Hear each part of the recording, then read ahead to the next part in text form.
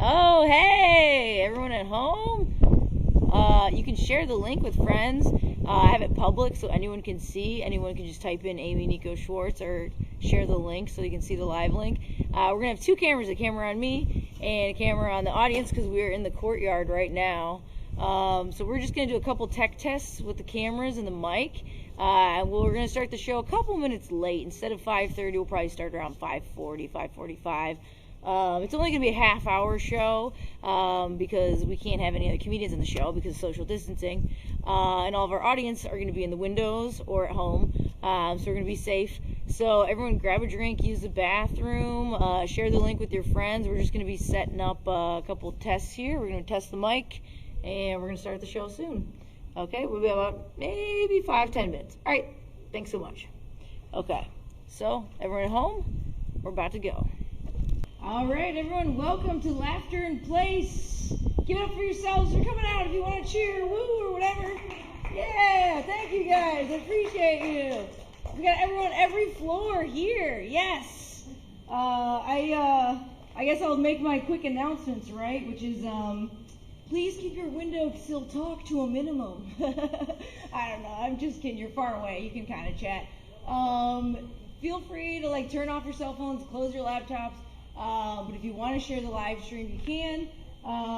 Welcome. Thank you, guys. I guess I'll start telling you guys who I am. I'm a comedian, and I decided, let's have a comedy show. Why not? I wore my best track jacket for you guys, because I feel like this is the new fashion, right? When we're all shelter in place. We can wear track jackets and sweatpants, you know. So this is the new style. I'm rocking it. I'm really proud of this show. I'm proud of you guys. Thank you all for coming. I'm so excited. I want to say that I think this is a sold-out crowd. Of course, it's free, and you're required to be here inside your homes by law. But I'm still going to count it as sold out. I'm going to count it. I'm going to say we packed the house, we packed the courtyard. Yeah, that's right. We did it.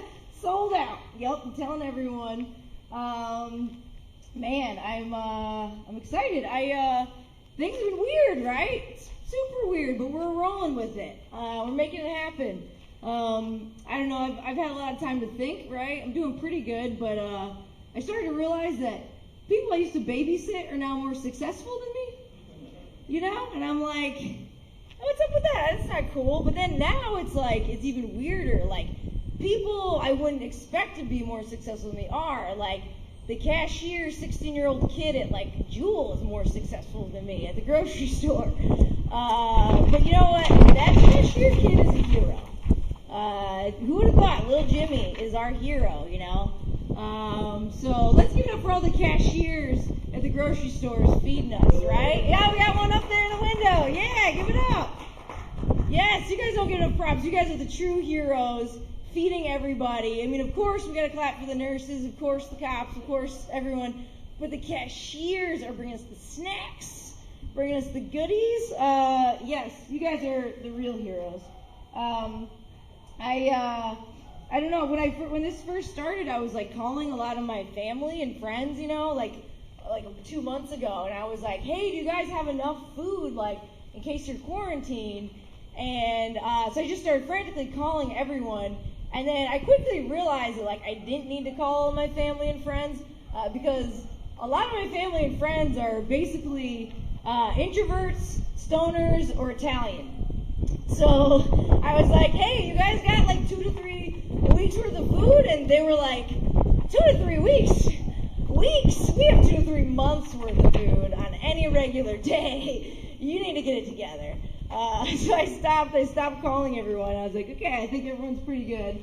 I think I don't have to worry. So that's been fun. I didn't know, flatten the curve was going to be the phrase. Flatten the curve. I like it, right? We've got a slogan. We've got a couple of slogans. We've got stay inside, save lives, right? And then we've got flatten the curve. But I don't know about you guys, but do you guys ever feel slightly attacked by flatten the curve? A little body shamed by the phrase flatten the curve, you know? That's a lot of pressure to flatten my belly. And I don't know. Everyone's like, you got all the time in the world to work out, baby.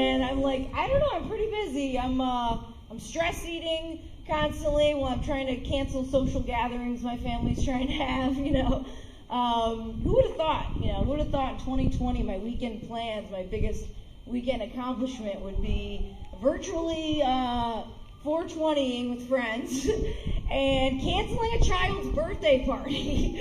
Like, that's pretty ridiculous. Like, I never thought I would be the canceler of parties, but that's what's happened. Times have changed. I'm just adjusting because I have like a paper flapping here. We're rolling with it, we're in the wind. Thank you guys for dealing with it. I'm grateful though. I'm grateful. Like, I think right now is the time you gotta be grateful, right?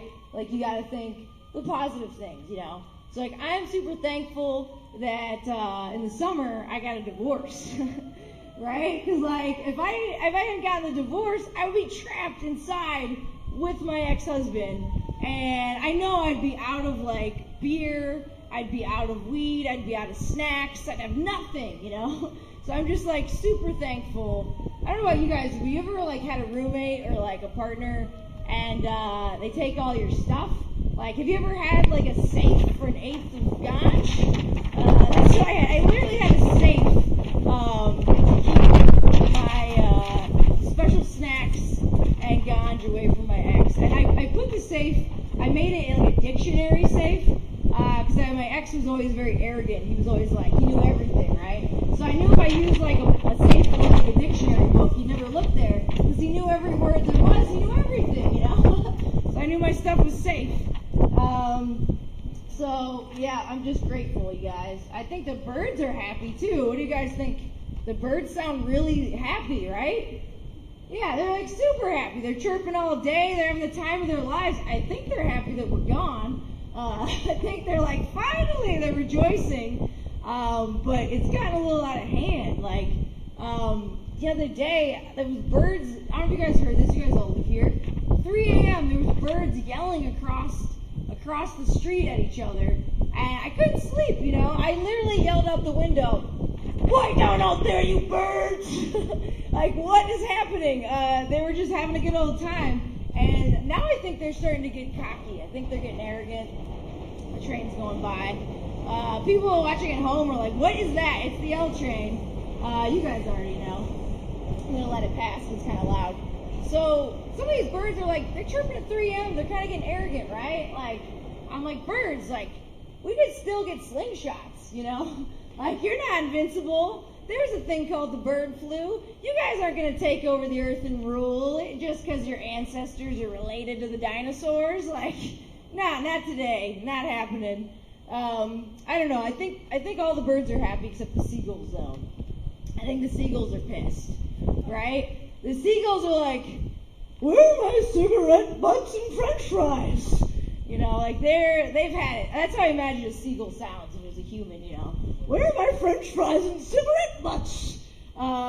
Seagulls are terrible. Like, they're horrible. I'm kind of afraid, like, we could have a Alfred Hitchcock Bird 2 situation where the seagulls just invade the inland and they just attack the nearest Popeyes, Like, shout out to the Popeyes workers as well. Still working and dodging those seagulls is my prediction. Seagulls are jerks. Have you guys ever had a seagull steal food from you? Yeah? No? Just me? I'm the only one who's fighting seagulls? Yeah, I had a seagull one time when I was a kid steal a sandwich out of my hand. And, I was a child. I was like 10 years old. It swooped in my face, stole a sandwich, and then it's the only animal that will, like, steal from you, and then as it flew away, it, like, turned around, and it, like, bragged that it could fly. Like, it was like, yeah, I stole your stuff, and I can fly. Suck it. So I don't know. I'm like, seagulls can deal with it, You guys are like, we're the only ones. You're the only one dealing with seagulls. I noticed that, like, people, like I said earlier, styles have changed, right? Like, sweatpants are acceptable, track jackets are fancy, right? I also noticed the way some people talk has changed. Like, some people I feel like have gotten more passive-aggressive, and some people have gotten more blunt on how they speak, right? Like, this is something I found out. I found out, this is what someone said to me recently. They said, drink your coffee. You need to drink your coffee. And I realized if someone tells you to drink your coffee twice, that translates to, you look like crap, bro. Get it together. So I'm learning the new lingo, the new vocab. It's been fun. I guess I'll tell you guys a little bit about myself. You're probably like, who's this weirdo we're talking with? My name is Amy Schwartz. I'm a comedian. And my last name's Schwartz, which is a super Jewish last name. And I grew up in the Jewish part of Detroit, but I was actually raised Catholic. So I grew up as what you call cashew. That's what I am. I'm a cashew. It's super weird and confusing. I wanted to be Jewish as a kid. Everything was reversed, right, as usual. I wanted to celebrate Hanukkah. It was weird. Any Catholics or Jews in the audience? Nope. Catholic? That's like the perfect reaction. Yeah, because that's pretty good. That's pretty enthusiastic. She waved at me, if you guys didn't see at home. That's pretty good. Catholics usually the reaction is very somber, right? It's like, yes, peace be with you, and also with you, right? We don't cheer, we don't woo. That's a pretty exciting response from the audience. I'm pretty stoked. Good crowd, guys. So my name's Jewish, so I thought about it further, and I thought, this doesn't make any sense. Why is my name Schwartz? And I looked it up, and my family came from Germany, and they came from a Jewish town, and they left Germany, right before the fecal matter hit the fan, you know what I'm saying? They left right before World War II. So I was talking to my grandma one day, and I was like, we must be Jewish, right? And she was like, who told you that? And I was like, it's okay, Grandma. It's cool to be Jewish now. It's fine. She was like, where did you hear that? And then I realized that, Catholicism was, the witness protection program for my family. You know, they were like, we'll hide out in the churches. No one will know. But I guess we're going to keep the last name. It's pretty cool. It's pretty cool. We can't change that. It means black magic. That's too cool to change. So that's basically my theory on my name. It's good for comedy, you know. All right, I got this stuff blowing around here. I'm trying to control the wind and still talk to you guys. So I'm around the age, I'm in my 30s now, early 30s, and I get a lot, I don't know if any of you guys get this, people asking if you're going to have kids all the time. You know, all the time. People are like, you can have kids, Amy, you can have kids. And I'm like, I don't know. And I finally started realizing, I'm like, I don't know if I would make a good mom, but I know I would make a great dad, you know? I got that on lock, all right? You guys can see I can already wear the jackets. I'm really good at getting people to try sports they don't want to try, you know? I'm also really good at saying things like, walk it off, you're fine, come on, let's go. So I guess basically what I'm trying to say is I was a phenomenal substitute Jew teacher. That's what it was. I used to teach. There's a siren going by. Salute to the firemen. So I used to teach. I was actually a substitute teacher, and I taught speed walking, you guys. And speed walking at first, I was skeptical, but then I realized it's pretty cool. You can still do it in your 90s. So I taught at a special ed school. And we had a student who told us he wanted to train to win the state speed walking championship. And I was like, yeah, buddy, you're going to win it. We're going to train you. So I trained him hard. I got a stopwatch. We got into it. And we went to the state championship. And he won second place, you guys. Second place. So we were super proud of him. We just couldn't believe it. And we were so happy. And he was excited to take the trophy home. But the tournament didn't let you take the trophy home. They didn't have enough trophies. You basically got to keep it in your school for a month, and the next year, the next winner took it. But he didn't understand that because he's one of our special ed students. So all of us teachers got together, and we stole that trophy. We were like, you go run back, you be a distraction, we're going to get that trophy. We stole it so easy, it was so easy to steal. Kind of scary how easily teachers can steal in hindsight. But the hard part wasn't stealing the trophy, it was actually giving him the trophy. Because, we're basically giving him a hot trophy, is what we were doing.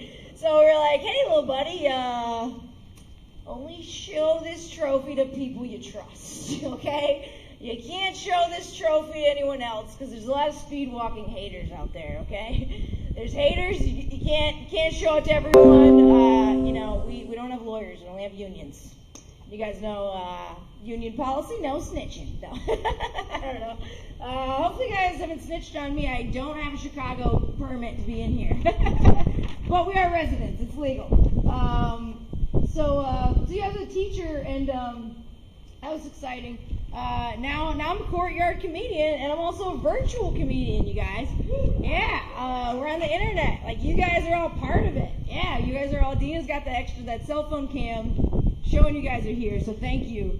I've been like talking about how cool it is that there's this Courtyard, and we've been joking around like we're gonna go work out in the yard, you know, we're gonna go do some push-ups in the yard, and I started to realize it kind of sounds like a little bit like we're talking about prison, you know, like we're gonna go in the yard, do some push-ups, you know, yard time.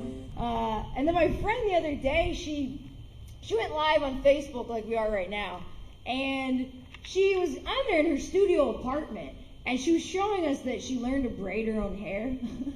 And then she started eating honey buns in the middle of the live, and I was like, this is not Facebook Live. Like, this is a prison documentary. Like, you learn to braid your hair and you're eating honey buns in the studio. Like, this is not normal, but pretty cool. Pretty cool. We can go live, right? We can do this. Like, what would we do if we didn't have internet trapped inside? We couldn't stream things. Like, pretty lucky. Also, we're pretty lucky that, like, medical marijuana is legal, right? Like, that's good. Yeah, marijuana is legal. That's great for being stuck inside. I'm really happy about it, you know, because I'm all pro medical marijuana because I'm a cancer survivor. And what that means is, you don't have to applause. You'll take it back in a minute. What I mean by a cancer survivor is my brother had cancer and I survived. And some of you guys are like, hey, that's not nice. My brother survived too, you guys, because of medical marijuana. Yeah, it saved his life. He was totally fine. I was like, I want to be a good sister, you know, and I'm just going to have to smoke this joint with him, I guess. You know, we got to save his life, you know, the things you do for family.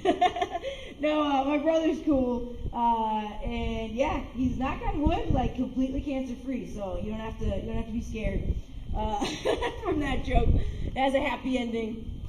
I don't know, I kind of think, like I was talking about flatten the curve. There's a lot of people that are like jogging all the time, right? Any of you guys joggers? Nope, we got no joggers. That's right. I've been annoyed by the joggers, I'm gonna say it. The joggers, they're running around like crazy. I think the pandemic is the perfect time to be like, can't jog, gotta stay inside, gotta save lives, you know? We don't need to jog, we gotta save lives, right? So, I used to try to jog, and I hate it. Like, I hate jogging. I've had some incidences, I would say, with jogging. Like, the last 2 times I went jogging, I was attacked by dogs. And, the first time I was in a neighborhood called Humboldt Park. And, you know, I heard this lady yell. I was jogging along, and this lady was like, Jay-Z, no! And I was like, Jay-Z, no, like a dog's chasing me. So I just kept running, and I was like, I'm not going to look back. I'm not going to look back. That's when it gets you, right? You look back, it gets you in the neck. Don't slow down. Just keep running. So I kept running, and then finally I was like, where is this dog? And so I turned around, and it was a Chihuahua. And he was wearing a purple tutu, and he had a snaggletooth. And I was like, Jay-Z, of course. Jay-Z is not scary. He's not tough. He's like a fashion mogul, of course.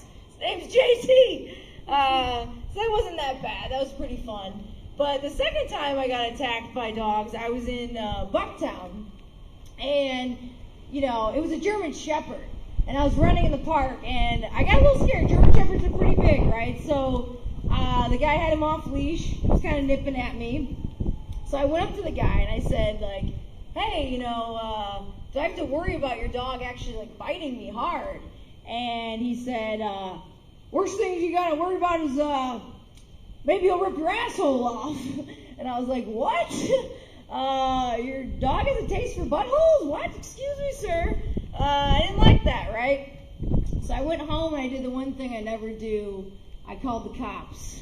And I was like, you guys got to get down here. You know, my last name's Schwartz. This German Shepherd's after me. He's a racist dog.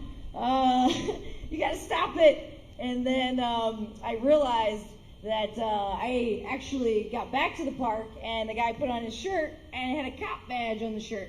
And I realized I called the cops on a cop and his cop dog. So I was like, man, I don't think I need to jog anymore, you know? I think that's a sign.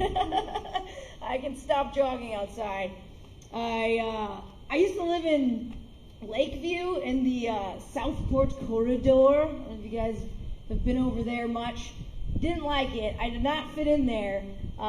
It's a neighborhood that I like to call it white with an H, you know? Right? Like, I'm pretty white, but like in Southport, it's like everyone's blonde. Everyone's blonde. They looked at me and they're like, Irish, Italian, Jew? I don't think so. You don't belong here. But one of the best things I saw in that neighborhood was I saw a jogger's accident, you guys. I saw a jogger's accident. So what it was two joggers came around the Lululemon corner.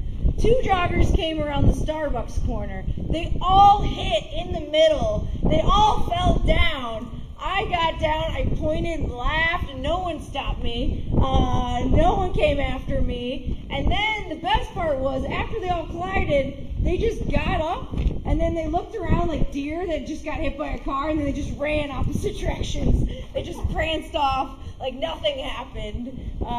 It was beautiful, I think. What else? I've seen the marathon. Have you guys ever been to the marathon? Nope. Good call. No, my sister ran the marathon, which was pretty cool. I was proud of her. But she ran the marathon one year when it was like 90 degrees. And so since it was 90 degrees, they had to reroute it and shorten it because, the medium runners were overheating. So they had to reroute the marathon. And then eventually they had to shut it down. It was too hot. So what you had the slowest possible runners running, and then you had the cops driving around going, please stop running. And then you had the slowest runners on the planet slowly running from the cops. And then you had the cops going, stop jogging or you will be arrested. And then the slow runners were like, come catch me, as they ran like 1 mile an hour away. The police didn't actually arrest them. They just were like, so that was pretty fun. I'm like kind of used to things being a little weird. So I was in Hurricane Katrina, and this is a little similar to Katrina, but in a different way. So when I was in Hurricane Katrina, I wasn't in New Orleans. I was in a town called Baton Rouge. So Baton Rouge didn't flood, but it got a little crazy. Everyone from New Orleans moved to Baton Rouge, and there was some storm damage. And so the city got pretty crowded, things got pretty busy. People were hoarding toilet paper and gasoline. So things were wild. Like, I would go out in public, and there'd be a fight. Like, there'd be a fist fight over the last tank of gas. Or I'd go to the store, and, there would be people kind of fighting over the last loaf of bread. And I started noticing, like, a pattern to it. Every time I was out and that was happening, this song would come on the radio, like at the gas station, the store, and the song you guys might have heard, it goes like this, it goes, here I am, rock you like a hurricane, and I was like laughing about it at first, but then, about the 56th time, I was like, why this song, who's behind this clear channel, I will find you. God, don't forsaken us. So it wasn't too bad. We made do, we made it work. I realized that, like, after Katrina and just in general, I think it's, like, good that everyone maybe once in their life go to therapy. I don't know if you guys are pro-therapy. I think it's a good thing, right? Yeah. Heck yeah, I got a pro-therapy woo-woo from the crowd. Yeah, right? Why not? Make your life more positive. So, I started going to therapy again because I'm ADD, and I thought, yeah, maybe I should go, And I thought maybe I should get a prescription for my ADD. And I got a prescription, and I went to the store, and I didn't really like the pharmacy I went to. I was like, this Walgreens is kind of like dirty and kind of weird. It smells funny. Like, I don't know if I trust these pharmacists to fill my prescription, you know? And then I realized I was at a Petco. And I was like, I think I really need to fill this Ritalin. This is not a Walgreens, I'm at Petco. And then I started going to therapy, and I think it's important everyone get a good therapist. Like, most therapists are good, but there's some bad ones out there. You got to make sure you get a good one. Because I think there's like a couple bad therapists out there, and I don't know about you guys, but I think there's a couple therapists that are just in it for the hot goss. You know, they want that hot, sweet gossip. You know, they want to know what's going on. My therapist is cool. I like her. I'm starting to think that she's like nice and she likes the gossip, right? Because this is what happened. My insurance changed and it wasn't covered anymore. And so I told my therapist, I was like, I'm probably not going to come very often. And she said, I'll give you a sliding scale. And I said, oh, that's nice. And then I said, it's still probably not going to come that often. It's expensive. And then she did something weird. She offered me a scholarship. And some of you guys might not realize this. Some of you might know. That's not a real thing. Like, that doesn't exist, you guys. She just needed to know what happened next, you know? Like, she's like, I could pay for HBO, or I could give Amy a discount, you know? And so, here we are. All right, I'm going to take a sip of this water. All right, yes. I normally have water on stage. This is like a mulch stage I'm on. It's pretty cool. I noticed this, like, before the pandemic, there was things after that now that we have the pandemic have changed, right? So, before the pandemic, if your friend showed up with, like, red eyes, right, and, you know, your house, you'd be like, 420, right? Like, you guys need some snacks? Like, what's up? But, like, now, if your friend shows up on a Zoom call and they have red eyes, it's like a 50-50 chance they're, like, super high or they're crying in the bathroom, you know? I think the solution is still snacks, right? Snacks on snacks, that's what we gotta do. So that's fun. I'm thinking about throwing a Zoom party, so you guys are all invited. I'll let you know. I also think things are going to change after the pandemic, right? Like, things won't go exactly the same. Like, what's going to happen with buffets? You know? Are we still going to have buffets? I don't know. Like, I was talking about takeout, and I was like, well, we still have takeout. And my theory on takeout is that, like, the politicians got together, and they were like, we should get rid of takeout. And they were like, takeout could cause a couple deaths. And the politicians were like, there'll be blood on the streets if we get rid of takeout. This is America. Takeout is going nowhere. There'll be more deaths from people rioting than COVID if we get rid of takeout. And so my theory is we won't get rid of buffets. I think America will say something probably like this. If we try to get rid of them, Americans will say, give me buffets and give me death, right? That's going to be the slogan. So buffets are going to come back. They just might be different. Like, maybe we're going to have a fancy buffet attendant, you know? Someone to scoop your food for you. That's pretty cool. Then we won't even have to, like, get up for the buffet. We'll just, like, tell someone to go get us the food who's wearing a mask. So, you know, that might be fun. Some of the changes might not be too bad. I've been playing a lot of, like, games lately since Cooped Up. Are you guys playing, like, games, like board games? Anyone? Yeah? Board games? What are you guys playing? Pandemic. What is it? Pandemic. All right, that's fitting. That's fitting. Anyone else?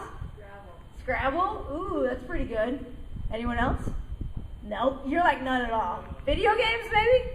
Xbox. All right. Yeah. I didn't realize, like, as a kid that games are supposed to teach you life lessons, and I started to figure out now though, like Monopoly, right? That's a classic. Monopoly teaches you that capitalism is going to screw you over. At some point, you're going to get screwed.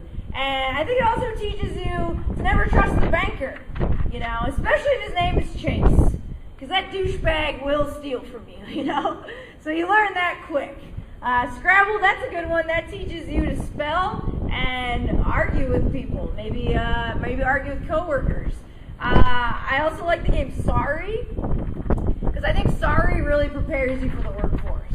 Like, you get some job and you have some dumb boss and you have to learn to just disingenuously apologize all the time, right? Like, you're like, sorry. I mean, I don't mean it, but sorry. You know, like, you just get used to just being like, sorry, I'll do better. So that's fun. That's a good one to learn.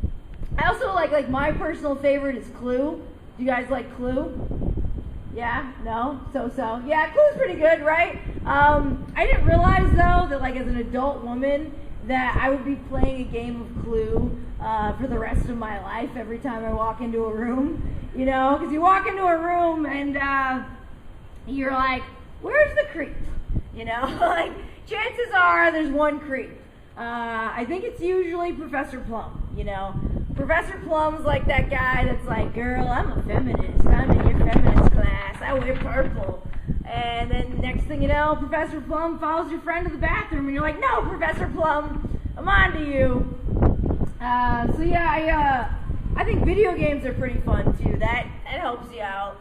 What games do you play on your Xbox?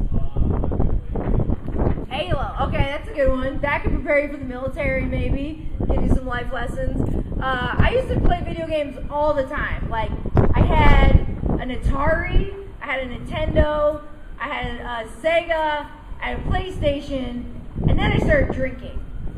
And I stopped playing video games, right? Because drinking is like real life video games. Like, things go wrong and you gotta survive, you know? Like, you gotta stay alive. So it starts out mild, right? Like, you're drinking too much and someone's bumping into you and you accidentally drop some coins on the street and you gotta pick them up, bling, bling, you know? And then things escalate. Maybe you get a little too tipsy and you quickly climb a palm tree and can't get down, you know? Like, what are you gonna do?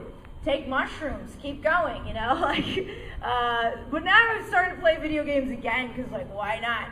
Now I've got the time to drink and play video games. So that's been cool. I've been playing with my nephews, and they have, like, Zelda, and I haven't played Zelda since I was a kid. So my nephew was playing Zelda, and he teleported. And I was like, did you just teleport to another world? And he's like, yeah, I do it all the time. And I was like, when we played Zelda, you had to walk everywhere, all right? There was no teleporting. You had to walk. It took forever. It took hours. You had to swim into the whale's mouth to get the key out the belly, okay? Teleporting. He's like, how old are you, Amy? And then I was hanging out with him, and he was playing Snake. And I told him, I said, oh, Snake, that is like the first game we had, the only game you could play on the first cell phone that existed. And he was like, the first cell phone that existed? Like, what? The first game? And he's like, seriously, how old are you? And then I started hanging out with him a little longer, and he came up to me and he said, Aunt Amy, what was Minecraft like when you were little? And I was like, we didn't have Minecraft. We had Minesweeper. It was horrible. No one knew how to play. You blew up all the time. There was no reward at the end. That was it. So I said I was only going to do like a half hour. I might be a little over. But if you guys enjoy this, I'll come back and do more jokes another time. Yeah, I'm super excited you guys came out and opened your windows. Thank you for opening your windows and your hearts. No, I won't get corny. Thank you guys so much. I really appreciate you. I'll figure out a way to invite you to my Zoom party. Maybe I'll put a flyer in the hallway, and I've been Lysoling those flyers. All right, we've been safe. So thank you guys so much. I appreciate you. Give it up for yourselves for opening your windows. Yeah, thank you guys. And thank you everyone watching at home, putting up with the train and the sirens. Thank you guys all so much. I appreciate you. I'll hang around for a minute, but I'm probably going to turn off the live feed. Thank you guys. Thoughts, prayers, and Lysol, bitches. Good night.